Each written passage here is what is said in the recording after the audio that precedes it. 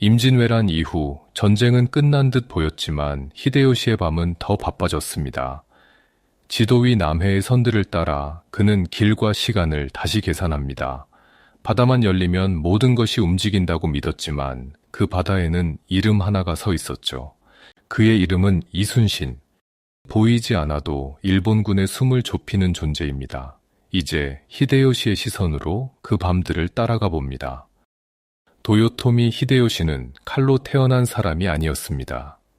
농가의 흙먼지에서 시작해 전쟁의 판을 읽는 감각 하나로 사다리를 탔고 마침내 일본 열도를 한 손에 쥐게 된 사람이었죠. 사람들은 그를 천안 출신에서 가장 높은 곳까지 올라간 사내라고 말했지만 히데요시는 그 말에 만족하지 않습니다. 높은 곳에 오른 순간부터 그는 더 멀리, 더 크게 보려 했습니다. 조선은 그 길 위에 놓인 다리였고 명은 그 다리 끝에 있는 문이었습니다. 그래서 임진년의 침공은 단순한 분풀이가 아니라 자신의 시대를 확장하려는 계산이기도 했던 것입니다. 하지만 1693년 전쟁의 속도는 갑자기 느려집니다.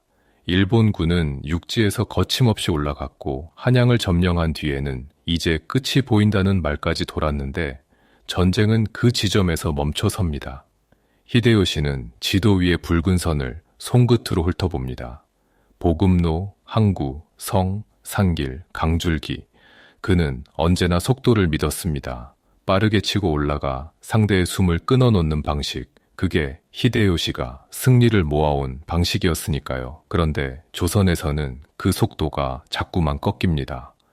이유는 의외로 단순합니다. 쌀과 화약이 바다를 건너오지 못하는 것입니다. 처음에는 이해가 안 갔습니다. 일본은 바다를 건너온 나라이고 병선과 수송선에 익숙한 나라입니다. 다이묘들의 군선이 줄지어 떠났고 수많은 상선이 전쟁에 뒤를 바쳤습니다. 그런데 전장 보고서에는 이상하게 같은 문장이 반복됩니다. 바다에서 길이 끊겼습니다. 수송선이 돌아오지 못했습니다. 해안의 움직임이 묶였습니다. 히데요시는 그 문장들을 읽을 때마다 얼굴이 굳어집니다. 육지의 승패는 장수들의 싸움이지만 바다의 차단은 전쟁의 목줄을 쥐는 일이기 때문입니다. 그 이름이 계속 튀어나옵니다. 이순신. 조선의 수군 장수 히데요시의 귀에는 그 이름이 어느새 사람 이름이 아니라 현상처럼 들립니다. 보고를 올리러 온 자는 조심스럽게 말합니다. 조선 수군이 매복했다는 말, 조류가 센 물길을 골라 들어왔다는 말, 불리한 날을 피해 싸움을 고르고 유리한 순간에만 칼을 뽑는다는 이야기였습니다. 일본군 병사들 사이에서는 더 노골적인 말이 돈다고 합니다. 그 사람의 바다로 들어가면 배가 사라진다. 밤에 물 한 개가 끼면 거기엔 이순신이 있다. 과장이 섞였겠죠. 하지만 공포란 늘 과장 속에서 커지는 법입니다. 히데요시는 속으로 인정합니다. 이순신이 무서운 이유는 그가 강해서만이 아닙니다. 이순신은 히데요시가 설계한 전쟁의 전제를 깨뜨립니다. 히데요시의 전쟁은 보급이 따라오면 굴러갑니다. 보급이 끊기면 칼이 아무리 날카로워도 배가 고파지고 병사들의 심장은 느려집니다. 전쟁은 결국 쌀로 움직인다는 사실을 이순신이 바다 위에서 증명하고 있는 셈입니다. 히데요시는 이걸 달갑게 볼 수 없습니다. 자신이 세운 판을 남이 바꾸고 있는데 그 판을 바꾸는 손이 조선의 바다에서 움직이고 있으니까요. 그렇다고 히데요시가 당장 분노만 쏟아내는 사람은 아닙니다. 그는 늘 다음 수를 생각합니다. 이순신을 잡아야 한다. 이 결론이 머릿속에서 점점 더 무거워집니다. 다만 칼로만 잡을 수 있을까? 그것이 문제입니다. 바다에서의 패배는 단순히 배가 가라앉는 사건이 아니라 군대 전체의 기세를 가라앉히는 사건이 됩니다. 한번 겁을 먹은 병사들은 파도가 평소보다 높아 보이고 물안개가 더 짙어 보이죠. 그래서 히데요시는 바다 자체를 다시 설계하려 합니다. 항구를 단단히 쥐고 해안을 묶고 필요한 곳마다 거점을 박는 방식입니다. 그는 지도 위에 점을 찍습니다. 점과 점을 연결해 길을 만들면 바다는 더 이상 자유가 아니라 통로가 됩니다. 히데요시는 바다를 통로로 만들고 싶어 합니다. 이순신은 그 통로를 끊고 싶어 하고요. 두 사람의 전략은 그렇게 같은 곳에서 부딪힙니다. 이순신은 그때 조선의 남쪽 바다에서 잠을 줄이고 보고를 늘리며 배를 고치고 사람을 살피고 있었을 것입니다. 조정은 흔들리고 육지의 전황은 뒤집히고 백성들은 불안에 흔들리는데도 바다만큼은 지키겠다는 마음으로요. 히데요시는 그 사실이 더 불편합니다. 조선이 이미 무너졌다고 생각하고 싶은데 바다에서만은 무너지지 않는 사람이 있습니다. 눈의 가시라는 말로도 부족하죠. 전쟁의 심장에 박힌 가시 같은 존재, 뽑지 않으면 계속 아프고 피가 멈추지 않는 그런 존재입니다. 1193년에 히데요시는 겉으로는 교섭의 얼굴을 띱니다. 강화 이야기를 듣고 사신의 말에 고개를 끄덕이며 시간을 벌기도 합니다. 그러나 속으로는 이미 다음 칼을 준비하고 있습니다. 전쟁이 멈춘 게 아니라 전쟁이 숨을 고른 것이라고 그는 생각합니다. 그리고 그 숨을 막는 이름이 또렷해집니다. 이순신. 일본군이 바다에서 먼저 떠올리는 공포, 히데요시가 지도를 볼 때마다 신경을 긁는 존재. 이제 히데요시는 그 공포를 소문이 아니라 계획의 중심으로 올려놓기 시작합니다. 이 전쟁은 결국 바다에서 다시 결정될 것이기 때문입니다. 히데요시가 가장 싫어하는 말은 길이 막혔습니다 였습니다. 칼이 부러졌다는 보고보다 성이 무너졌다는 소식보다 보급이 끊겼다는 한 줄이 더 오래 남는 사람이었습니다. 전쟁은 기세로 시작하지만 오래가는 전쟁은 쌀과 화약으로 굴러간다는 걸 그는 누구보다 잘 알고 있었습니다. 그래서 1593년에 히데요시는 육지의 전황을 보면서도 자꾸 바다 쪽으로 시선을 돌리게 됩니다. 해안의 항구, 파도, 조류, 바람의 방향 같은 것들이 어느새 전쟁의 진짜 문장처럼 보이기 시작한 것이죠. 일본군 진영에서는 이상한 기류가 퍼지고 있었습니다. 낮에는 호기롭게 떠들던 병사들도 밤이 되면 바다 이야기에 목소리가 작아졌습니다. 수송선이 안 왔다더라. 어제 떠난 배가 아직도 돌아오지 않았다더라. 해안에서 불빛이 보였는데 누구도 가까이 가려 하지 않았다더라. 이런 말들이 술잔 사이로 흘러다녔고 말끝마다 같은 이름이 따라붙었습니다. 이순신이라는 이름입니다. 이 이름은 어느새 한 장수가 아니라 바다의 규칙처럼 퍼지고 있었습니다. 그가 나타나면 바다는 안전하지 않고 그가 없으면 바다는 잠깐 숨을 쉬는 곳이 됩니다. 일본군의 체감은 그렇게 단순한 형태로 굳어져 갔습니다. 히데요시는 그 소문들을 가벼이 넘기지 않습니다. 소문은 과장되기 마련이지만 과장이 계속 같은 방향으로 몰리면 현실의 핵심을 품고 있는 경우가 많기 때문입니다. 그는 보고를 받습니다. 어떤 날은 짙은 물 한가해 속에서 조선 수군이 그림자처럼 붙었다는 말이고 어떤 날은 좁은 물길에서 조류를 이용해 순식간에 거리를 좁혔다는 이야기였습니다. 또 어떤 날은 싸움이 시작되기 전에 이미 수송선이 흩어졌고 싸움이 끝나기도 전에 뱃사람들의 마음이 먼저 무너졌다는 보고도 올라옵니다. 배 위에서는 땅보다 겁이 커집니다. 라는 말까지 들려왔다고 합니다. 히데요시는 그 대목에서 눈을 잠깐 감습니다. 바다의 공포는 전염이 빠르고 한번 전염되면 숫자로도 잘 치료가 안 되는 법이니까요. 그는 일본군의 전쟁 방식이 바다 위에서 얼마나 취약한지 냉정하게 생각합니다. 육지는 길이 많습니다. 산길로도 가고 강을 건너도 가고 우회도 가능합니다. 하지만 바다는 다릅니다. 길이 한번 정해지면 군함과 수송선은 그 길을 따라야 합니다. 항구와 항구 사이, 섬과 섬 사이, 조류가 강한 목을 지나야 하는 순간이 반드시 있고 그 순간이 바로 이순신의 자리라는 것입니다. 이순신은 어디서 싸울지를 먼저 고르는 장수입니다. 히데요시는 그 점이 특히 불편합니다. 자신은 속도로 밀어붙이는 사람인데 이순신은 속도를 늦추고 조건을 고르는 사람입니다. 한쪽이 뛰어들면 다른 한쪽은 기다리는 셈이죠. 일본군 장수들 중에는 이렇게 말하는 이들도 있었을 것입니다. 조선 수군만 피하면 된다. 그 바다만 지나면 된다. 하지만 히데요시는 압니다. 피하기는 전략이 아니라 임시방편이 될 수 있다는 것을요. 피하려는 순간마다 보급은 더 돌아가고 더 늦어지고 더 약해집니다. 그렇게 늦어진 군대는 결국 육지에서도 무너집니다. 이순신은 단지 배를 가라앉히는 사람이 아니라 일본군의 시간표를 찢어놓는 사람입니다. 전쟁의 일정이 어그러지면 전쟁의 의미도 흔들리게 됩니다. 히데요시가 느끼는 이순신의 위협은 바로 그 지점에서 커졌습니다. 눈엣 가시 정도가 아니라 전쟁의 심장 박동을 어긋나게 만드는 이물감이었던 것입니다. 히데요시는 두 갈래로 생각을 굴립니다. 하나는 바다 자체를 장악하는 방법이고 다른 하나는 이순신이라는 점을 지워버리는 방법입니다. 그는 항구를 단단히 잡으라고 말합니다. 해안에 병참 기지를 만들고 수송선을 보호할 작은 군선들을 더 붙이고 항로를 여러 갈래로 나누라고 지시합니다. 바다 위에서 한 번에 크게 맞지 않게 작게 흩어지되 연결은 끊기지 않게 만드는 방식입니다. 동시에 그는 이순신을 따로 상대할 방법이 필요하다고 생각하게 됩니다. 이순신을 전장 한가운데서 꺾는 게 아니라 전장 바깥에서 무너뜨리는 방법 말입니다. 히데요시의 머릿속에서 칼과 말이 같이 움직이기 시작합니다. 싸움은 전선에서 하지만 전쟁은 뒤에서 설계하는 법이죠. 일본군 병사들이 이순신을 두려워한 이유는 단지 패배 때문만은 아니었습니다. 그는 예측이 안 되는 공포로 각인됩니다. 어느 날은 가까이 오지 않고 멀리서 따라붙기만 하고 어느 날은 안 보이다가 갑자기 좁은 목에서 나타납니다.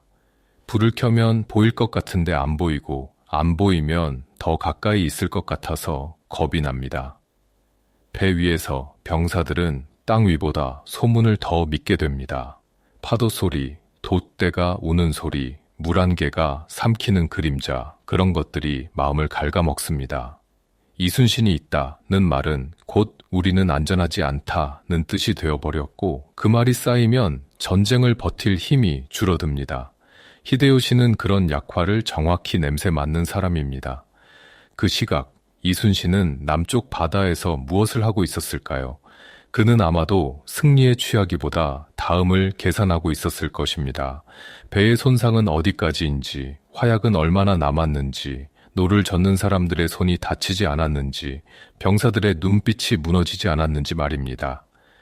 전쟁에서 가장 무서운 건 적의 칼이 아니라 내 편에 지친 마음이라는 걸 그는 오래전부터 알고 있었습니다. 그래서 이순신은 싸움이 없는 날에도 바빴을 것입니다. 장계를 올리고 정찰을 보내고 항로를 익히고 조류가 바뀌는 시각을 기록했겠죠. 일본군이 이순신이 나타날까 두려워하는 바로 그 시간에 이순신은 언제 나타나야 가장 무서운지를 생각하고 있었던 셈입니다. 히데요시는 결국 인정하게 됩니다. 이순신은 단순한 장수가 아니라 일본군 전체의 심리와 보급을 동시에 흔드는 존재입니다. 병사들은 그의 이름을 들으면 먼저 배를 움켜쥐고 장수들은 그의 이름을 들으면 먼저 항로를 바꿉니다. 그게 바로 공포의 힘입니다. 그리고 공포는 전쟁에서 칼만큼이나 큰 무기입니다. 히데요시는 그 무기를 조선이 쥐고 있다는 사실이 견딜 수 없었습니다. 그래서 그는 다음 단계를 준비합니다. 겉으로는 협상의 얼굴을 띠고 속으로는 바다의 문제를 정리할 계획을 세웁니다. 이순신을 두려워하는 병사들의 목소리가 줄어들기 전까지는 일본의 전쟁도 앞으로 나아가기 어렵다는 걸 그는 이미 알고 있었습니다. 이제 전쟁은 멈춘 듯 보이지만 실은 가장 위험한 형태로 움직이고 있습니다. 그는 전선의 먼지보다 궁정의 정적을 택해 사신들의 말투와 눈빛, 문장 사이에 빈틈을 읽어냈습니다. 겉으로는 강화를 논하자는 얼굴을 띠면서도 속으로는 다음 칼을 언제 뽑을까를 세고 있었던 것이죠. 협상은 평화를 위한 다리가 아니라 시간을 사는 도구였습니다. 며칠을 벌면 쌀이 도착하고 몇 달을 벌면 배가 다시 태어납니다. 히데요시는 아주 침착해 보이는 대신 뒤에서는 더 바쁘게 움직였습니다. 다이묘들에게 병력을 재편하라 명하고 화약과 쌀의 흐름을 다시 묶어 세우게 했습니다. 항구에는 배를 수리할 목재를 모으게 하고 수송선이 한 번에 크게 당하지 않도록 호위선을 붙일 방법을 찾게 했습니다. 일본군 진영에선 이순신의 이름이 전투 보고서보다 먼저 떠돌았습니다. 물 한 개가 끼면 배가 사라진다는 말, 그 바다에 들어가면 돌아오지 못한다는 말이 밤마다 술잔 위에서 굳어졌습니다. 누군가는 웃으며 허풍이라 했지만 웃는 얼굴이 오래 가지 않았습니다. 수송선이 늦어지면 병사들의 눈빛부터 달라졌고 바닷길이 막히면 육지의 기세도 꺾였기 때문입니다. 히데요시는 그 소문이 과장이라는 걸 알면서도 무시하지 못했습니다. 공포는 숫자보다 빨리 퍼지고 한 번 번지면 노젓는 속도부터 느려집니다. 병사들이 바다를 두려워하면 장수의 명령도 무거워지고 무거워진 군대는 결국 굶습니다. 히데요시가 이순신을 강한 적장으로만 보지 않은 이유가 여기 있습니다. 그는 전쟁에 일정표를 찢는 사람, 보급의 숨통을 조이는 사람, 그리고 일본군의 마음을 먼저 흔드는 사람이었습니다. 누엣갓이라는 말로는 부족했지요. 히데요시는 전쟁의 모양을 바꾸려 합니다. 더 많은 배를 모아 한 번에 밀어붙이는 방식만으로는 부족합니다. 이순신은 싸움을 고르는 장수였고 일본군은 그가 고른 싸움터로 끌려 들어가곤 했습니다. 그래서 히데요시는 바다 자체를 통로로 만들려 했습니다. 항로를 여러 갈래로 나누고 좁은 물목을 지날 때는 시간표를 쪼개며 해안의 항구를 사슬처럼 연결해 안전한 띠를 만들겠다는 구상입니다. 바람과 조류를 적으로 두지 않게 만드는 설계였고 동시에 이순신의 예측 불가를 약하게 만드는 시도였습니다. 하지만 그는 동시에 압니다. 설계만으로는 사람의 마음을 꺾지 못합니다. 그래서 히데요시는 칼과 함께 말을 움직였습니다. 조선 한쪽에 의심이 자라면 바다도 스스로 흔들릴 것이라 보았습니다. 공이 지나치다, 명령을 어긴다, 윗사람을 가볍게 본다. 같은 말들은 칼이 없어도 사람을 묶습니다. 전장에서 쓰러뜨리기보다 전장 밖에서 손발을 묶는 편이 더 싸게 먹히는 법이죠. 히데요시는 조선이 가진 가장 약한 고리가 정치의 균열이라는 걸 파고들었습니다. 조정의 시선이 한 번 흔들리면 장수의 칼끝도 흔들릴 수밖에 없습니다. 일본군이 이순신을 공포로 기억하는 만큼 조선 내부가 그 공포를 의심으로 바꾸게 만들면 된다고 생각했을지도 모릅니다. 그 무렵 이순신은 남해에서 승리의 기세를 자랑할 겨를이 없었습니다. 배는 늘 손봐야 했고 사람들은 늘 지쳐 있었으며 물자와 인력은 늘 모자랐습니다. 그는 장계를 올리고 정찰을 보내고 조류가 바뀌는 시각을 기록하며 다시 올 날을 준비했습니다. 바다에서 이순신은 일본군이 두려워하는 이름이었지만 한양에선 그 이름이 때로 부담으로 읽혔습니다.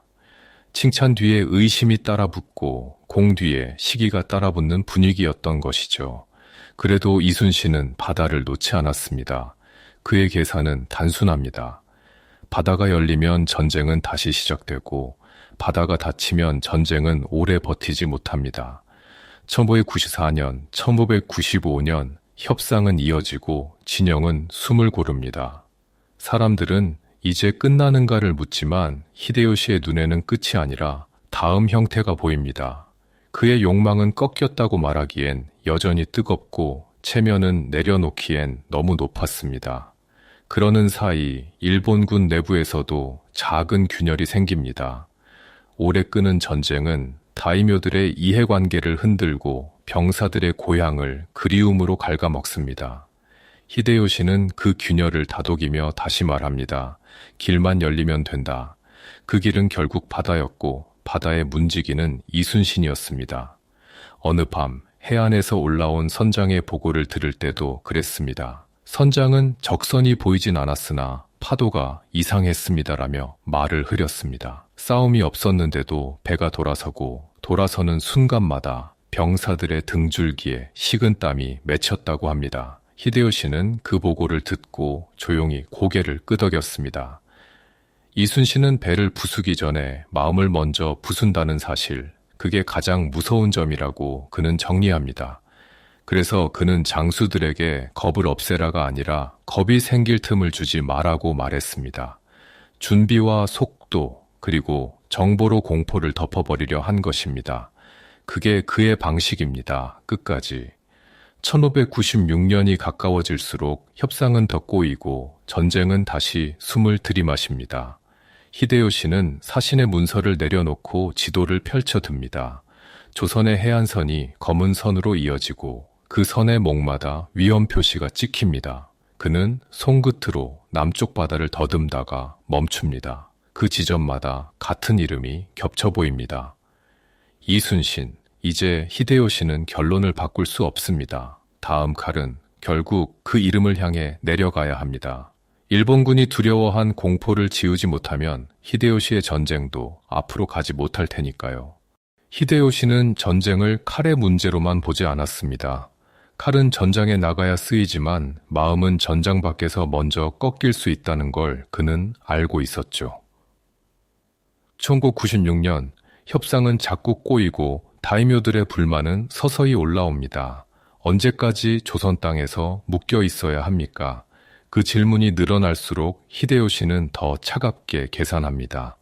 지금 필요한 건 한 번의 화려한 승리가 아니라 보급이 숨쉬는 통로였습니다. 그런데 그 통로의 한복판에 이순신이 서 있습니다. 일본군 병사들이 그의 이름을 들으면 돛줄을 더 세게 쥐고 선장들은 항로를 한 번 더 돌아보고 장수들은 보고서를 덜 자신 있게 읽곤 했습니다. 공포가 군대의 속도를 늦추는 순간 히데요시의 전쟁은 굼떠지기 마련입니다. 그래서 그는 결론을 바꿉니다. 이순신을 바다에서 이기는 것보다 이순신이 바다에 서지 못하게 하는 것이 더 싸고 빠를 수 있다는 판단입니다. 그는 칼을 드는 장수보다 말과 정보의 흐름을 다루는 자들을 먼저 불러들입니다. 전장의 승패는 하루에 바뀌지만 의심은 사람의 속에서 오래 남으니까요. 히데요시는 조선의 조정이 전쟁으로 지치면 책임을 떠넘길 대상을 찾게 된다는 것도 알고 있었습니다. 공이 클수록 시기와 두려움도 함께 커집니다. 그래서 그는 이순신을 향한 칼날이 정면이 아니라 옆에서 들어가게 만듭니다. 가짜 정보와 진짜 정보를 섞어 흘립니다. 어느 폭우로 적이 움직인다는 말, 어느 섬 뒤에 함대가 숨었다는 말, 그럴듯하지만 확인하기 어려운 이야기들입니다. 조선이 그 정보를 믿으면 이순신은 위험한 바다로 나가야 합니다. 믿지 않으면 명령을 거역한다는 꼬리표가 달리기 쉬워지죠. 이순신이 움직이든 안 움직이든 조선 내부가 갈라지는 장면을 히데요시는 노립니다. 그가 믿는 건 결국 사람의 체계입니다. 이순신 한 사람의 재능이 아무리 날카로워도 그를 바치는 체계가 흔들리면 칼끝은 둔해질 수밖에 없습니다. 히데요시는 조선 관료들이 숫자와 체면에 묶인다는 것도 봐왔습니다. 전선이 불안하면 보고는 부풀려지고 책임은 아래로 내려갑니다. 그래서 그는 조선이 가장 두려워하는 단어들을 조용히 굴립니다. 패전의 책임, 명령 불복종, 독단, 이런 말들이 한양의 회랑을 굴러다니기 시작하면 바다에서의 승리도 쉽게 새기 바라는 법입니다.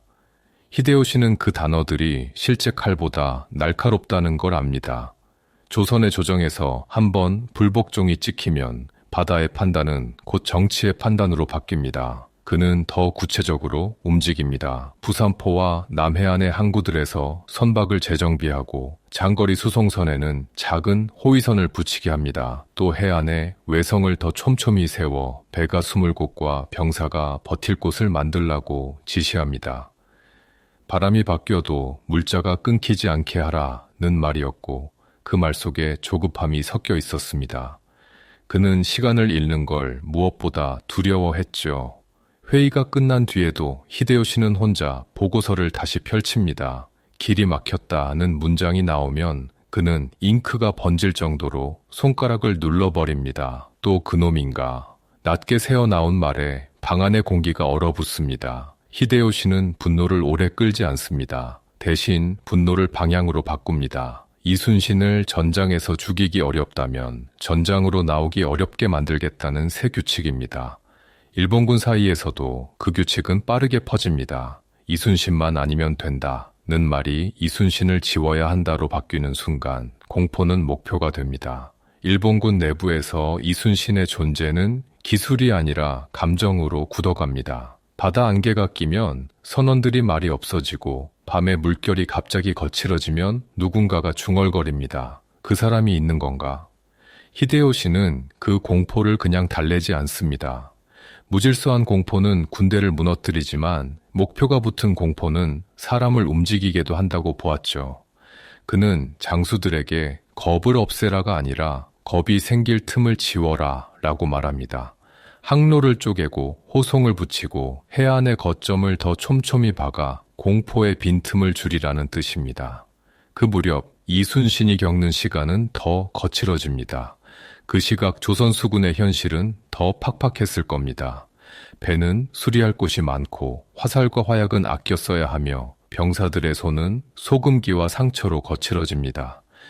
이순신은 승리한 장수이면서도 매일 장부를 들여다봐야 하는 사람입니다. 숫자가 비면 바다는 지켜지지 않으니까요. 그런 그에게 의심의 그림자가 드리울수록 히데요시는 바다가 스스로 무너질지도 모른다고 생각합니다. 이 전쟁은 결국 누가 더 오래 버티느냐의 싸움이니까요. 바다에서는 일본군이 두려워하는 이름인데 육지에서는 그 이름이 부담이 되기도 합니다. 왜 이렇게 조심하느냐는 말과 괜히 나갔다가 큰일 나면 어쩌냐는 말이 동시에 날아듭니다. 그는 조건을 보고 움직이려 하지만 조정은 눈앞의 불안을 빨리 끄길 원합니다. 명령은 종이로 내려오고 책임은 사람에게 남습니다. 1997년으로 기울어 갈수록 의심은 더 가까이 붙습니다. 결국 이순신은 불려 올라가 조사와 문책을 겪고 한때 지휘봉을 내려놓는 처지가 됩니다. 히데요시는 그 소식을 듣고 침착하게 고개를 끄덕입니다. 바다의 문지기가 흔들리는 순간 전쟁은 다시 속도를 얻을 수 있습니다. 그는 불을 끄기 직전의 방에서 혼잣말처럼 정리합니다. 이제 다음 침공은 단지 병력을 더 보내는 일이 아닙니다. 조선의 마음을 먼저 흔드는 전쟁, 그리고 일본군의 공포를 확신으로 바꾸는 전쟁입니다. 지도 위 남해안의 선을 따라 손끝을 옮기다 멈춥니다. 안개 속에서 한이름이 또렷해지죠. 이순신이 비워질 때 바다는 열린다. 그 한 줄이 히데요시의 다음 칼을 부릅니다. 1597년이 가까워지자 도요토미 히데요시는 더 이상 기다림으로 전쟁을 묶어둘 수 없다고 느꼈습니다. 강화교섭은 체면만 남긴 채 비틀렸고 전선에 묶인 병력과 쌀은 시간이 갈수록 비용이 되어 돌아왔습니다. 다이묘들은 속으로 손익을 따지고 병사들은 고향의 밤 냄새를 떠올리며 눈빛이 무뎌졌습니다. 히데요시는 그 흔들림을 예민하게 감지합니다. 전쟁은 칼끝으로 시작하지만 오래 끄는 전쟁은 마음이 먼저 부러지기 때문입니다. 그래서 그는 목표를 다시 적었습니다. 명으로 가는 길 같은 거대한 꿈을 잠시 접고 남해안의 거점과 바닷길을 확보해 협상의 주도권을 쥐는 것, 더 현실적인 승리의 모양이었죠. 말하자면 이번 전쟁은 끝내기 위한 전쟁이 아니라 유리한 자리에서 멈추게 하는 전쟁이었습니다. 그런데 그 계산의 한가운데에는 늘 같은 이름이 걸려 있었습니다. 이순신. 히데요시에게 이순신은 단지 강한 장수가 아니라 전쟁의 전제 자체를 부수는 존재였습니다. 일본군의 방식은 보급이 따라오면 굴러가고 보급이 끊기면 육지의 칼도 둔해집니다. 이순신은 바다에서 그 숨통을 정확히 눌러왔습니다. 그래서 일본군 진영에서는 승패보다 징조가 먼저 퍼졌습니다. 안개가 끼면 노 젓는 소리가 작아지고 파도가 평소보다 높아 보이면 누군가가 속삭였습니다. 그 사람이 있는 게 아닐까. 그 한마디가 배의 속도를 늦추고 늦어진 속도가 다시 공포를 키웠습니다. 히데요시는 그 악순환을 끊고 싶었습니다. 그는 명령을 내릴 때 전투 지시보다 먼저 항로와 창고를 챙겼습니다. 어느 항구를 먼저 살릴지, 수송선을 몇 묶음으로 나눌지, 작은 호위선을 어디에 붙일지, 외성을 어디에 더 박아 숨을 곳을 만들지까지 세세하게 묻습니다. 바다만 비켜가면 된다는 말이 올라오면 그는 조용히 고개를 젓습니다. 비켜가는 동안 군대는 굶고 굶은 군대는 스스로 무너지는 법이니까요. 그러니 바다는 피할 것이 아니라 고정할 것이었습니다. 이때 히데요시에게 뜻밖의 소식이 들려옵니다. 조선 조정 안에서 이순신을 둘러싼 의심이 커지고 무리한 출정 명령이 내려오자 그가 순순히 따르지 않았다는 보고였습니다. 바다의 문지기가 정치의 문장 속에서 흔들린다니 히데요시는 그 틈을 냄새 맞듯 잡아챕니다. 전장에서 꺾기 어려운 적이라면 전장으로 나오지 못하게 하는 편이 빠를지도 모른다고 그는 생각했습니다. 여기서 그의 눈은 차갑게 반짝입니다. 이순신이 비워지는 순간 바다는 열린다. 그 문장이 그의 머릿속에서 또렷해집니다. 그래서 정윤현의 칼이 뽑힙니다. 군령은 다시 내려가고 병력은 다시 모이며 바다는 다시 검은 점들로 채워집니다. 히데요시는 이번엔 속도를 단순히 믿지 않습니다. 속도는 보급이 받쳐줄 때만 무기라는 걸 배웠기 때문입니다. 그는 먼저 길을 만들고 그 길 위로 군대를 굴려라 라고 말합니다. 거점 확보, 항로 분산, 호송 강화, 그리고 조선 내부의 혼선 활용, 전략의 톱니가 서로 맞물려 돌아가게 설계한 셈입니다. 그 시각 이순신은 반대 방향의 시간 속에 있었습니다. 바다에서 승리를 쌓아 올린 장수였지만 한양의 공기는 그를 칭찬만으로 감싸주지 않았습니다. 공이 크면 시기와 두려움도 커지는 법이었고 조심은 때로 불복으로 번역되곤 했습니다. 그는 바다의 조건을 보고 움직이려 했지만 조정은 눈앞의 불안을 빨리 끄길 원했습니다. 명령은 종이로 내려오고 책임은 사람에게 남는 것이죠. 이 균열이 커질수록 히데요시의 침공 계획은 더 쉽게 굴러갈 수 있었습니다. 정유재란의 시작은 그래서 단순한 병력 이동이 아닙니다. 히데요시에게는 일본군의 공포를 확신으로 바꾸는 작업이었고 조선에게는 바다의 문지기를 흔드는 가장 위험한 순간이었습니다.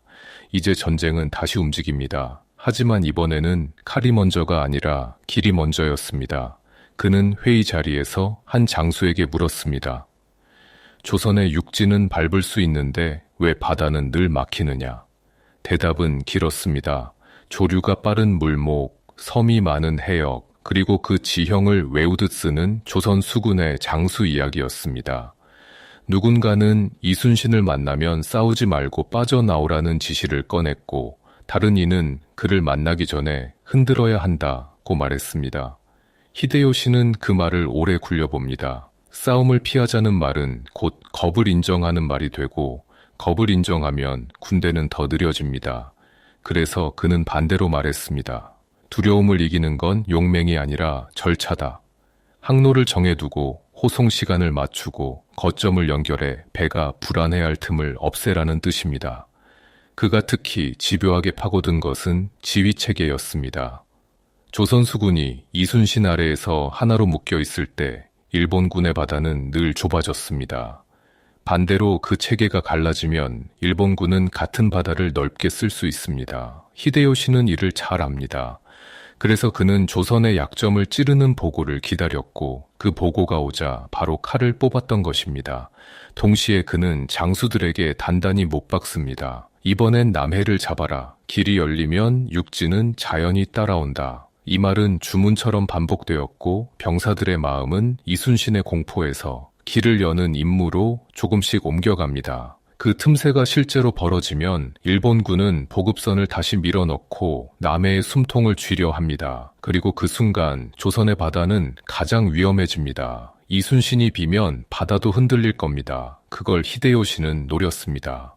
정유재란이 시작되자 도요토미 히데요시는 가장 먼저 남해의 항로를 떠올렸습니다. 땅에서 성을 빼앗는 일보다 바다에서 쌀과 화약이 흐르는 길을 확보하는 일이 훨씬 결정적이라고 믿었기 때문입니다. 이번에는 속도보다 절차를 앞섭니다. 수송선은 묶어서 보내고 호송선을 붙이며 항구와 항구 사이는 거점과 외성으로 있게 하라고 지시했습니다. 병사들에게는 용맹을 강요하지 않았습니다. 겁이 생길 틈을 없애면 겁은 스스로 줄어든다고 그렇게 말했지요. 그리고 마침내 그가 기다려온 보고가 올라옵니다. 칠천량에서 조선 수군이 크게 무너졌다는 소식이었습니다. 배가 불타고 사람이 흩어졌고 남해가 잠깐 비어버린 듯하다는 말까지 따라 붙습니다. 히데요시는 환호를 금했습니다. 열리는 길은 잠깐이고 닫히는 문은 순식간이라는 걸 이미 배웠기 때문입니다. 그는 장수들에게 수송선 왕복 시간표를 다시 짜게 하고 창고를 분산시키며 밤에는 등불을 줄이라고도 했습니다. 바다에서 눈에 띄는 빛은 공포를 부르고 공포는 실수를 부릅니다. 일본군은 남해안으로 파고들었습니다. 포구마다 깃발이 꽂히고 마른 쌀자루가 쌓이며 징발한 배가 줄지어 묶입니다. 배 위에서 숨죽이던 선원들이 먼저 고개를 들기 시작했고 장수들의 말끝에는 이제라는 단어가 자주 붙었습니다. 그러나 히데요시는 그 이제를 믿지 않았습니다. 그가 두려워한 것은 조선의 칼보다 조선의 바다였으니까요. 그 예감은 오래가지 않아 현실이 됩니다. 이순신이 다시 지휘를 맡았다는 소식이 올라온 것입니다. 조선 수군의 배는 거의 남지 않았고 12척 남짓이라는 말도 함께였습니다. 하지만 히데요시는 숫자를 곧이곧대로 받아들이지 않습니다. 이순신은 많은 배로 이기는 사람이 아니라 바다의 조건으로 이기는 사람이기 때문입니다. 그는 남해의 물목을 떠올립니다. 조류가 뒤집히는 시간, 물살이 칼처럼 좁아지는 곳, 배가 한 줄로 늘어설 수밖에 없는 길목 말이지요. 그곳에 이순신이 서면 보고서의 첫 줄은 다시 길이 막혔습니다가 될 수 있습니다. 일본군 내부의 공포도 빠르게 되살아납니다. 처음엔 12척이면 끝이라던 장수도 며칠 뒤에는 그 12척이 문제라고 말을 바꿉니다. 병사들 사이에서는 우리가 두려워한 건 배가 아니라 그 사람의 시간이다 라는 속삭임이 돌았습니다. 칼싸움은 순간이지만 바다의 싸움은 기다림과 유인으로 굴러가니까요. 히데요시는 그 말을 듣고도 고개를 끄덕입니다. 공포의 결은 현장에서 더 정확할 때가 많았습니다. 그래서 그는 바다를 단숨에 밀어붙이는 무모함을 피하고 오히려 이순신을 좁은 곳으로 몰아넣는 그림을 그립니다. 적이 적을수록 한 번에 끝낼 유혹이 커지지만 이순신에게 그 유혹은 덫이 되기 쉽습니다. 그 시각 이순신은 남은 배를 모아 수리하고 흩어진 사람들의 마음을 다시 묶고 있었을 것입니다. 우리가 여기 있다는 사실을 바다에 새겨 넣는 일, 그게 그의 첫 임무였겠죠. 포구에서는 어부들이 남몰래 소식을 전했고 젖은 도천을 말리는 손끝에 다시 힘이 들어갔습니다. 그 작은 움직임이 히데요시에게는 위협으로 보였습니다. 바다가 완전히 무너진 것이 아니라는 신호이기 때문입니다. 그리고 마침내 명량이 가까워집니다. 히데요시는 보고를 통해 물살이 거센 해협의 이름을 확인합니다. 좁고 빠르고 도망치기 어려운 자리입니다. 그곳에서 이순신이 싸움을 고르면 일본군은 숫자를 믿는 만큼 더 깊이 빨려 들어갈 수 있습니다. 그래서 히데요시는 장수들에게 승리를 서두르지 말라고 못 박습니다. 조급함은 이순신이 가장 좋아하는 먹잇감이니까요. 그럼에도 현장에서는 조급함이 피어납니다. 일본군은 바다가 다시 닫히기 전에 끝내고 싶어 했습니다. 이순신의 이름은 여전히 선원들의 잠을 얕게 만들었고 물안개는 그 이름을 더 크게 보이게 했습니다. 히데요시는 창밖의 어둠을 잠깐 바라봅니다. 파도 소리는 멀고 작지만 이상하게 또렷하게 들립니다. 그 소리 끝에서 그는 다시 한번 정리합니다. 이번 싸움은 숫자가 아니라 물살과 마음의 싸움입니다. 그리고 그 마음을 흔드는 이름, 일본군이 두려워한 이름은 결국 하나였습니다. 이순신. 그는 이순신을 눈엣가시라고 부르면서도 속으로는 인정했습니다. 한 사람의 결심이 바다의 규칙을 바꾸고 그 규칙이 육지의 전황까지 움직인다는 사실입니다. 그래서 히데요시는 전쟁을 다시 시작하는 순간에도 협상의 끈을 완전히 놓지 않습니다. 명나라의 움직임을 의식하고 다이묘들의 체면을 달래며 일본 안쪽의 불만이 폭발하지 않게 문장 하나하나를 고릅니다. 겉으로는 침착한 얼굴을 유지하지만 밤이 깊어지면 보고서를 다시 펼쳐 같은 줄을 여러 번 읽습니다. 수송선 지연, 해협 경계, 물목통과 실패 같은 단어가 반복되면 그의 손끝은 자연히 남해 쪽으로 향합니다. 그는 조선이 아니라 이순신과 싸우고 있다고 느낄 때가 많았습니다. 그게 바로 이순신이 가진 공포의 크기였고 일본군이 바다에서 잃어버린 자신감의 모양이었습니다. 이제 남해에서 한 번만 더 길이 막히면 정윤현의 칼은 스스로의 무게에 눌려버릴지도 모릅니다. 히데요시는 그 가능성을 피하려고 더 많은 배를 요구하지만 바다의 공포는 나무와 못으로만 해결되지 않습니다. 결국 남는 선택지는 하나뿐입니다. 이순신이 고른 자리를 피하지 말고 그 자리의 규칙까지 빼앗는 것, 그 결심이 밤마다 더 단단해집니다. 하지만 바다는 인간의 뜻대로 움직이지 않습니다. 그 사실을 알면서도 그는 다음 보고를 기다렸습니다. 그리고 그 보고의 첫 줄을 그는 이미 알고 있었지요. 길이 막혔습니다. 명량의 보고가 올라오던 날 도요토미 히데요시는 붓을 내려놓고 한동안 말이 없었습니다. 소리를 높이지도 종이를 찢지도 않았습니다. 방 안의 침묵이 길어질수록 그는 숫자가 아니라 감각이 무너지는 소리를 들었습니다. 12척이라는 말이 더는 작게 들리지 않았기 때문입니다.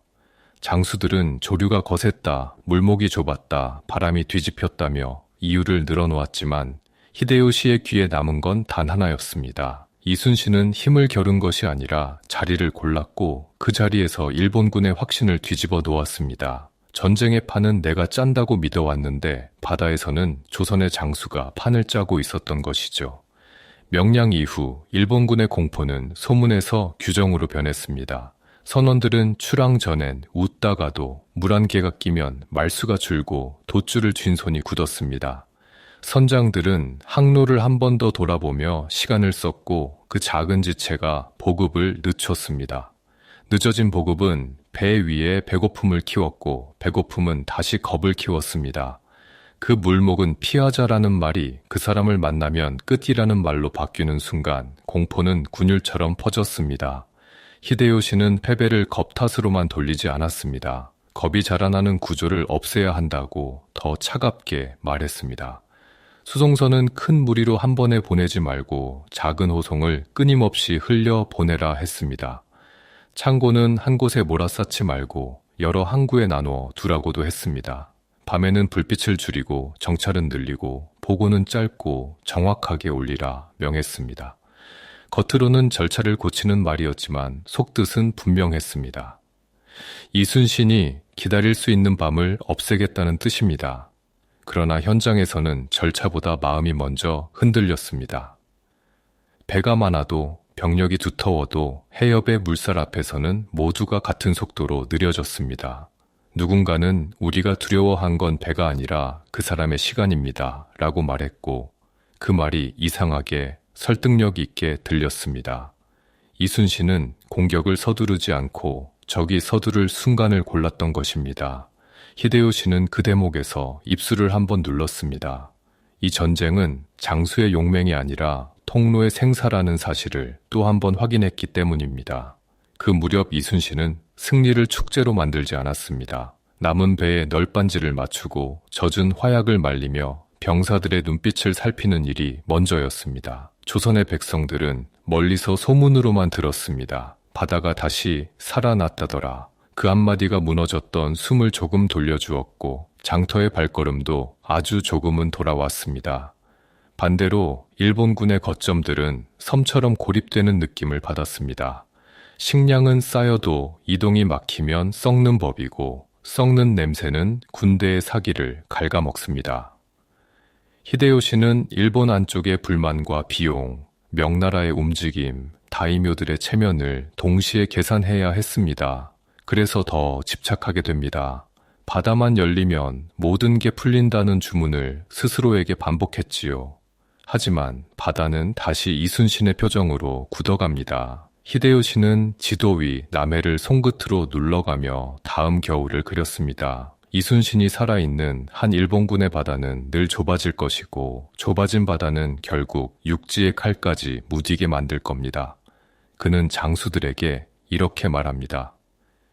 이순신을 쫓지 말고 이순신이 설 자리를 빼앗아라. 말은 간단했지만 실행은 어렵습니다. 자리를 빼앗으려 다가갈수록 더 좁은 자리로 끌려 들어갈 수 있다는 걸 명량이 이미 보여줬습니다. 그럼에도 히데요시는 멈출 수 없었습니다. 그의 꿈은 체면과 야망으로 묶여 있었고 그 매듭이 풀리면 일본 내부의 권력도 흔들릴 수 있었기 때문입니다. 밤이 깊어지면 그는 같은 보고서를 여러 번 펼쳐보았습니다. 호송지연, 물목, 경계 같은 단어가 반복될 때마다 그의 머릿속에는 다시 그 한 줄이 떠올랐습니다. 길이 막혔습니다. 그 문장을 다시 보지 않기 위해 그는 다음 수를 준비합니다. 1598년의 마지막 바다로 이어질 더 차갑고 더 집요한 수를요. 그는 수군을 맡은 장수들을 불러 세웠습니다. 왜 그 해협을 몰랐느냐라고 몰아붙이기보다 다음에는 어떤 해협을 두려워하게 될지 목록으로 가져오라고 시켰습니다. 패배의 원인을 한 사람의 실수로 끝내면 마음이 편해지지만 마음이 편해지는 순간 방심이 온다는 걸 히데요시는 알았습니다. 그래서 해역별 조류표를 다시 만들게 하고 섬 사이에 야간 표식을 새로 정하게 했습니다. 수송선의 항해 시간을 계절별로 쪼개 적고 바람이 꺾이는 날에는 무리하게 출항하지 말라는 규정도 붙였습니다. 공포를 숨기면 번지고 공포를 절차로 묶으면 통제할 수 있다고 믿은 것이죠. 일본군 내부에서도 분위기가 달라졌습니다. 이순신의 이름이 나오면 누군가는 고개를 돌리고 누군가는 괜히 웃으며 다 지나간 일이라 말했습니다. 조선 수군이 다시 움직였다는 소식, 작은 배라도 바다의 목을 지키려 한다는 소식이었습니다. 그럴 때마다 히데요시는 짧게 중얼거렸습니다. 또 그 사람인가? 분노는 순간이지만 그 순간이 쌓여 결심이 됩니다. 그 결심은 점점 한 방향으로 굳어갔습니다. 남해에서 자유롭게 움직이는 시간을 되찾지 못하면 일본군은 결국 스스로 지칠 것이라는 결론입니다. 그는 겨울 바람이 강해질수록 더 자주 바다를 떠올렸습니다. 차가운 계절은 항해를 어렵게 만들고 어려운 항해는 공포를 더 쉽게 키우니까요. 그래서 히데요시는 말했습니다. 우리는 바다에서 시간을 빼앗겼다. 이제 시간을 되찾아야 한다. 명량 이후 도요토미 히데요시는 남해를 전장이 아니라 망으로 보게 됩니다. 칼로 한 번에 끝내려는 욕망이 올라올 때마다 그는 스스로를 눌러 바다를 그물처럼 묶는 쪽으로 명령을 바꿉니다. 일본군이 이 땅에 남아있을 수 있는 조건은 화려한 돌격이 아니라 쌀과 화약이 끊기지 않는 구조라고 믿었기 때문입니다. 그래서 해안의 요충지마다 외성을 더 단단히 세우고 항구와 항구 사이에는 작은 거점을 잇듯 박으라 지시합니다. 배가 당해도 숨을 곳이 있고 병사가 밀려도 버틸 성이 있어야 한다는 계산입니다. 장수들은 성벽 위에서 바다를 내려다보며 안도하려 했지만 그 안도는 오래가지 않습니다. 이순신이 살아있는 한 성은 버티는 상자일 뿐 이기는 칼이 아니라는 걸 모두가 알기 때문이죠. 성은 쌀을 쌓을 수는 있어도 쌀을 옮길 수는 없습니다. 결국 배는 움직여야 하고 움직이는 순간마다 공포가 깃듭니다. 히데요시는 그 공포를 단속하려고 규칙을 더 촘촘히 짭니다. 수송선은 큰 무리로 한 번에 보내지 말고 작은 호송을 끊임없이 흘려 보내라 합니다. 창고는 한 곳에 몰아두지 말고 여러 항구에 나누어 쌓으라고도 합니다. 배가 하나 사라져도 전체가 멈추지 않게 하려는 장기판 같은 배치입니다. 하지만 규칙이 늘어날수록 현장의 숨이 가빠집니다. 규정대로 하면 늦습니다. 라는 하소연이 올라오고 늦어도 살아야 한다는 대답이 돌아옵니다. 그 사이 조선과 명의 연합군도 움직였습니다. 일본군이 해안에 박아둔 성들을 하나씩 압박하며 남해의 숨통을 더 조여 오기 시작합니다. 1567년 겨울 울산 일대의 외성에서 벌어진 포위전 소식이 올라오자 히데요시의 눈빛이 더 차가워집니다. 성 안에서는 식량이 줄고 바깥에서는 눈과 비가 내리고 바다에서는 보급선이 흔들린다는 보고가 이어집니다. 성이 안전지대라는 믿음이 흔들리는 순간입니다. 성은 벽이 두꺼울수록 버티지만 버티는 동안 사람의 마음은 얇아지기 마련입니다. 히데요시는 장수들에게 결사항전을 명하면서도 속으로는 다른 계산을 굴립니다. 지금 필요한 것은 영웅담이 아니라 성을 살리는 보급이며 보급을 살리는 바닷길입니다. 그 바닷길은 다시 이순신의 손끝에 걸려 있습니다. 명량 이후 이순신은 큰 함대를 과시하기보다 좁은 목과 긴 해안을 이용해 일본군의 왕복을 귀찮게 만들었습니다. 배를 모두 가라앉히지 않아도 좋습니다. 한 번 늦추고 두 번 돌아가게 하고 세 번 망설이게 만들면 그것만으로도 군대의 속도가 죽습니다. 일본군 선원들이 가장 싫어한 것은 포탄보다 기다림이었습니다. 안개 속에서 무엇이 올지 모르는 기다림, 조류가 바뀌는 동안 도망도 싸움도 못하는 기다림 말입니다. 어느 날 한 선장이 보고합니다. 적선은 보이지 않았으나 모두가 이미 쫓기는 기분이었다고요. 히데요시는 그 문장을 더 읽습니다. 보이지 않는 적이 전쟁을 움직이고 있다는 뜻이니까요. 그 무렵 조선의 민중은 바다의 전황을 모두 알 수는 없었지만 가격과 소문으로 체감했습니다. 쌀값이 들쑥날쑥하고 소금이 귀해지면 바닷길이 흔들린다는 신호였습니다. 어부들은 일본 배가 많아졌다는 말과 이순신이 다시 막는다는 말을 번갈아 전했고 그 말이 겨울밤 초가의 숨을 더 얕게 만들었습니다. 한양의 조정도 흔들렸습니다. 전쟁을 끝내고 싶은 마음과 섣불리 움직였다가 더 큰 화를 부를까 두려운 마음이 뒤섞입니다. 그 틈에서 히데요시는 바다만 열리면 된다는 주문을 반복하지만 바다는 쉽게 열리지 않습니다. 외성은 늘어나고 규칙도 늘어나지만 규칙이 늘어난다는 건 그만큼 불안이 커졌다는 증거이기도 합니다. 결국 히데요시는 전쟁의 모양을 한 단계 더 바꿉니다. 대규모 돌파보다 남해의 거점을 고정해 협상에서 유리한 판을 만드는 쪽으로 무게를 싣습니다. 명과 조선이 지치면 언젠가 종이를 내밀 것이라 기대한 셈입니다. 그러나 그 기대는 동시에 일본 안쪽의 체면과 비용을 갉아먹었습니다. 일본군 내부에서도 균열이 드러났습니다.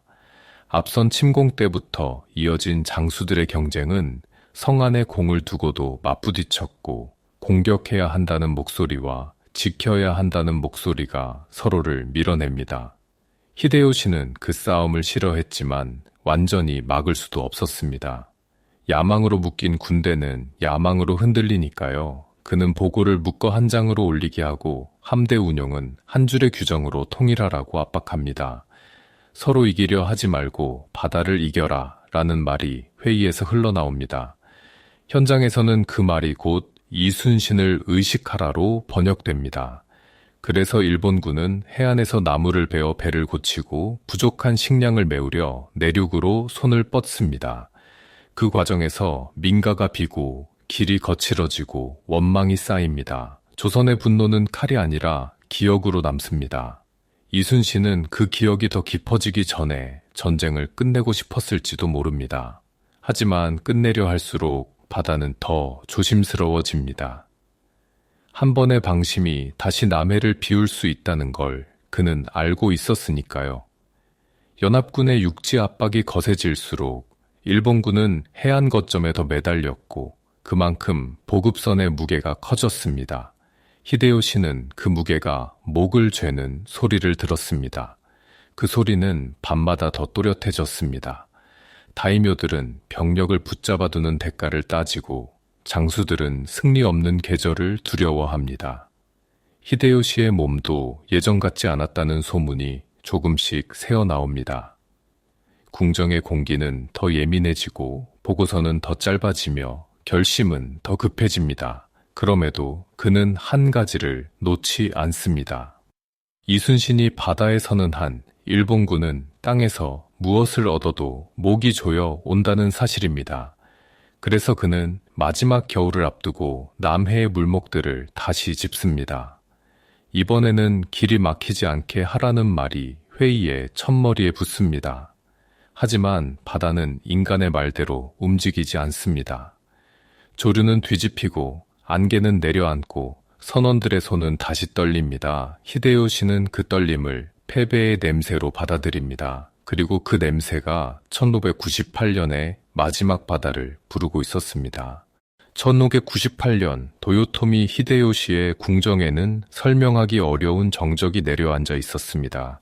명량 이후 남해는 열린 길이 아니라 잠깐 열렸다가 곧 닫히는 문이 되었고, 외성의 그물망은 버티는 데는 도움이 되었지만 전쟁을 끝낼 열쇠가 되지 못했습니다. 바다에서 쌀과 화약이 흐르지 않으면 성벽은 두꺼워도 속이 비게 마련입니다. 겨울을 2번 넘긴 병사들은 칼보다 굶주림을 더 먼저 떠올렸고, 장수들은 승리보다 책임과 비용을 더 크게 계산했습니다. 일본 안쪽에서는 불만이 조용히 쌓였고, 다이묘들은 서로 눈치를 보며 병력을 붙잡아둘 명분을 찾기 시작합니다. 그 무렵 히데요시의 몸이 예전 같지 않다는 소문도 새어나옵니다. 기침이 잦아졌다는 말, 식사가 줄었다는 이야기, 밤에 잠을 설치는 날이 늘었다는 보고가 겹쳐졌지요. 그는 그런 말을 싫어했습니다. 하지만 싫어한다고 사라지는 것은 아니었습니다. 권력은 건강 위에 서 있고, 건강이 흔들리면 전쟁의 꿈도 흔들립니다. 흔들림을 감추려 할수록 그의 얼굴은 더 단단해지고 말은 더 짧아졌습니다. 바다만 열리면 된다. 이 주문이 다시 회의의 첫머리에 놓입니다. 장수들에게는 호송을 분산하고 창고를 나눠 쌓으며, 항로는 계절에 따라 바꾸라고 지시했습니다. 한 번에 크게 움직이지 말고 작게라도 계속 흐르게 하라는 뜻이었죠. 그러나 규칙이 늘어날수록 현장은 숨이 가빠집니다. 규정대로 하면 늦습니다. 라는 하소연이 올라오고, 늦어도 살아야 한다는 대답이 돌아옵니다. 속도와 생존이 서로 목을 잡는 형국이었습니다. 남해의 해무는 그 갈등을 더 짙게 만들었고, 밤항에는 더 위험해졌습니다. 보급이 흔들리면 외성의 쌀이 줄고, 쌀이 줄면 병사들의 눈이 거칠어집니다. 성벽은 아직 멀쩡합니다라는 보고 뒤에 사람들의 마음이 먼저 헐어갑니다라는 말이 따라붙곤 했습니다. 조선과 명의 연합군은 그 약한 고리를 놓치지 않습니다. 육지에서는 성을 압박해 지치게 만들고, 바다에서는 항로를 좁혀 왕복을 더디게 합니다. 이순신에게 중요한 것은 화려한 대승이 아니라 끝의 모양이었습니다. 적이 들어오는 길보다 적이 나가는 길을 단단히 잡아 전쟁의 결말을 확정짓는 편이 더 빠르다고 본 것이죠. 그래서 그는 남해의 물목을 다시 세고 조류가 뒤집히는 시각을 기록하며 저기밤에 움직이는 버릇까지 읽어냈습니다. 일본군 장수들도 변했습니다. 더 깊이 들어가는 욕망은 말라가고, 남겨진 병력과 물자를 가능한 손실 없이 빼내야 한다는 계산이 앞섭니다. 결국 철수라는 단어가 현실이 됩니다. 하지만 철수는 패배보다 더 위험할 때가 있습니다. 돌아가는 길은 좁고, 좁은 길목에는 이순신이 설 수 있으니까요. 그래서 일본군의 배들은 낮에는 숨고 밤에는 움직이려 했습니다.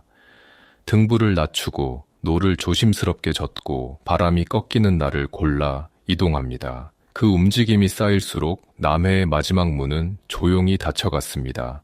노량이 그 문입니다. 검은 물살 위로 배들이 모여들고 침묵이 칼보다 먼저 번집니다. 그리고 그 문 앞에서 전쟁의 숨소리는 가장 조용해집니다. 조용한 순간이 가장 위험하다는 걸 모두가 알고 있었지요. 히데요시는 흔들림을 숨기려 더 단단한 표정을 만들었고, 대신 문장과 규칙을 더 세게 조였습니다. 바다만 열리면 된다는 주문이 회의의 첫머리에 놓였습니다. 장수들에게는 호송을 분산하고 창고를 나눠 쌓으며, 항로는 계절에 따라 바꾸라고 지시합니다. 한 번에 크게 움직이지 말고 작게라도 계속 흐르게 하라는 뜻이었죠. 그러나 규칙이 늘어날수록 현장은 숨이 가빠집니다.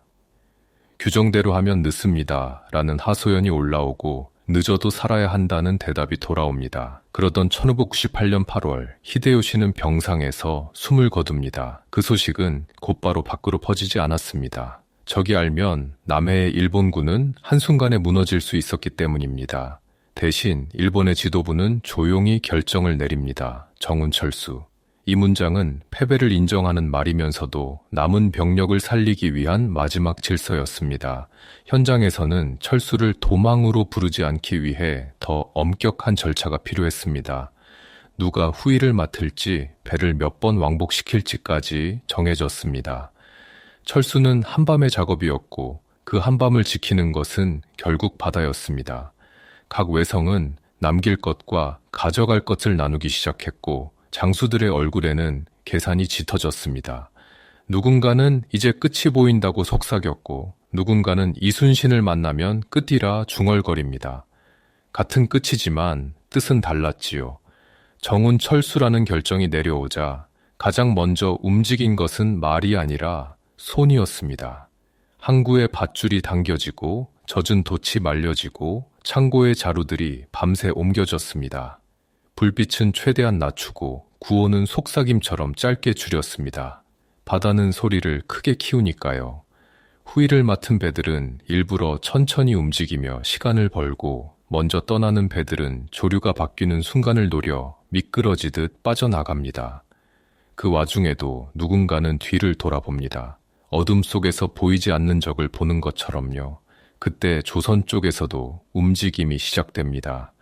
물목을 지키던 정찰선이 작은 신호를 보내고 이순신은 그 신호를 기다렸다는 듯 고개를 듭니다. 지금이다. 큰 소리가 아니라 바다에 섞일 만큼 낮은 말입니다. 노량의 밤은 이미 전투를 시작하기 전에 결론을 요구하고 있었습니다. 그리고 그 결론은 두 사람의 운명을 동시에 끌어당깁니다. 한 사람은 끝을 숨기며 떠나려 하고 한 사람은 끝을 확정짓기 위해 다가갑니다. 이제 마지막 물살 위에서 모든 것이 만나게 됩니다. 노량의 밤은 떠나는 배에게도 막으려는 배에게도 잔인하게 공평했습니다. 정운철수라는 결정은 이미 내려가 있었고 일본의 장수들은 그 문장을 패배가 아니라 생존의 질서로 붙잡으려 했지요. 그래서 배들은 등불을 낮추고 줄을 맞춰 움직였고 후위를 맡은 함선들은 일부러 더디게 물살을 탔습니다. 뒤를 지키는 자는 싸움을 원하지 않았지만 싸움이 없으면 길이 더 막힌다는 것도 알고 있었습니다.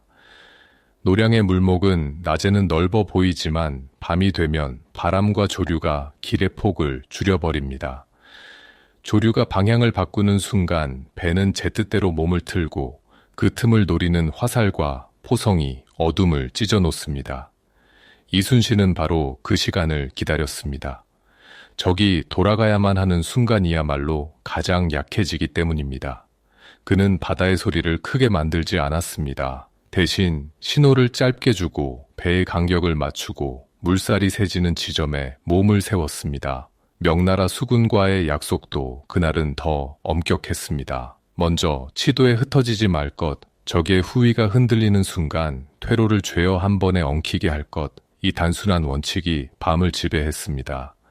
마침내 어둠이 가장 깊은 시각, 전열의 앞에서 대포가 울렸습니다. 불빛은 번쩍하고 사라졌고 영인은 바로 검은 하늘에 달라붙었습니다. 일본군은 처음엔 돌파로 길을 열려 했습니다. 그러나 해협이 좁아질수록 앞바의 흔들림이 뒷배의 공포가 되었고 공포는 곧 충돌로 바뀌었습니다. 배가 부딪히는 소리, 부러지는 노, 미끄러지는 갑판, 그 모든 소리가 파도에 섞여 더 크게 울렸습니다. 그때부터 전투는 숫자의 문제가 아니었습니다. 물살이 배를 붙였다 떼었다 하며 싸움을 끊어놓고 끊어진 틈마다 이순신은 다시 자리를 고쳐 세웠습니다.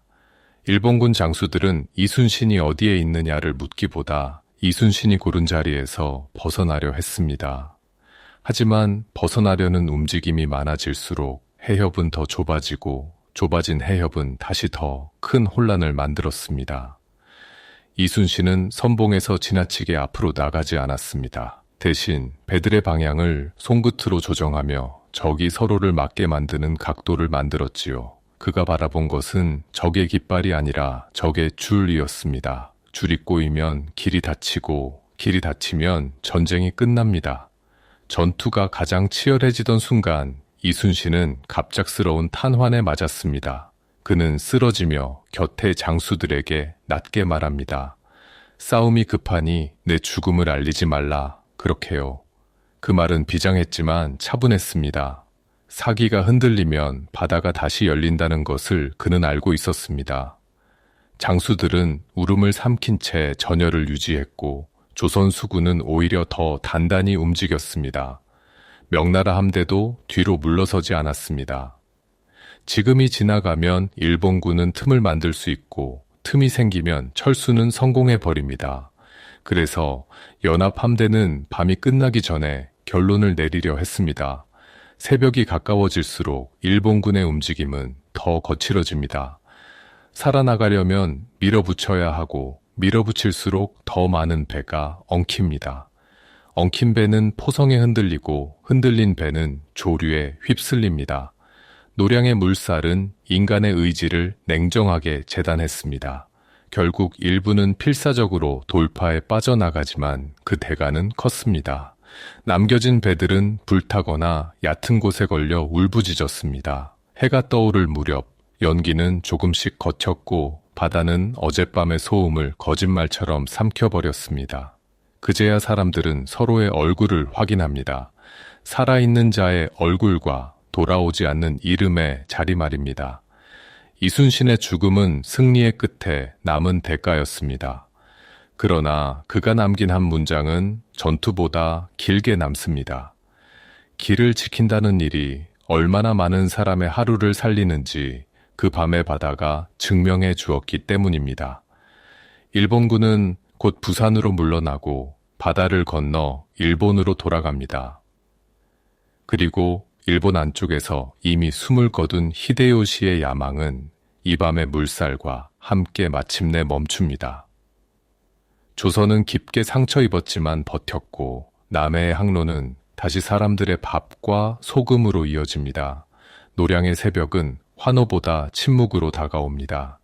이순신의 이름은 곧 조정의 교지와 백성의 입에서 함께 불렸습니다. 누군가는 그를 장군이라 했고 누군가는 바다의 울타리라 불렀지요. 전쟁 뒤 남겨진 기록들은 배가 많아서 이긴 것이 아니라 자리와 시간을 읽어낸 싸움이었다고 적었습니다. 노량에서 그가 남긴 마지막 당부는 승리를 지키는 방식까지 가르쳤습니다.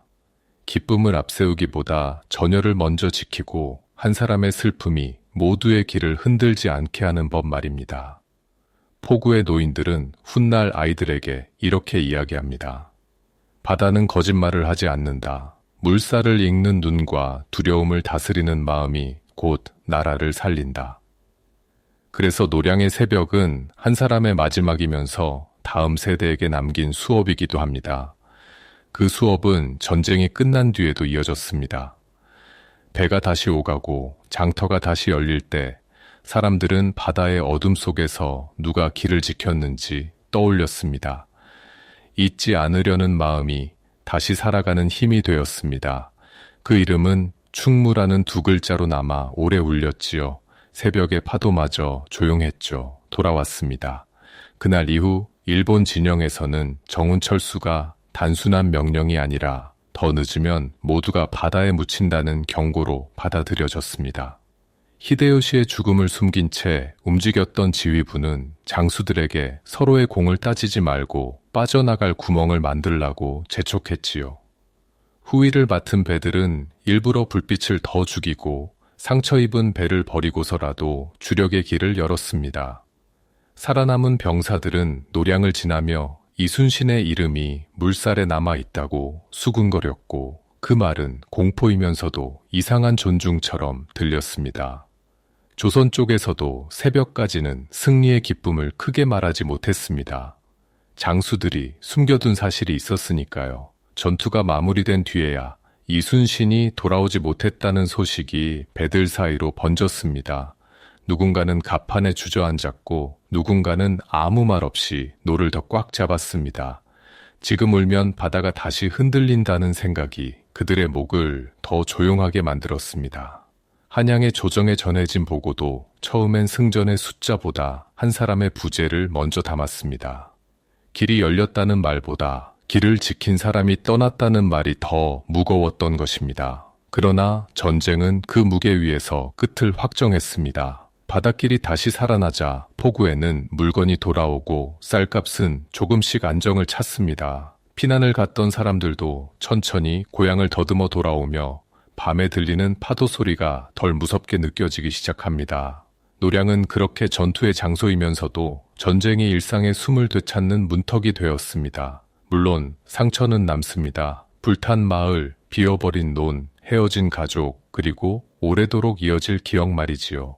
그럼에도 한 가지는 분명했습니다. 바다를 잡아야 나라의 삶이 이어진다는 사실, 그리고 그 사실을 끝까지 증명한 사람이 있었다는 사실입니다.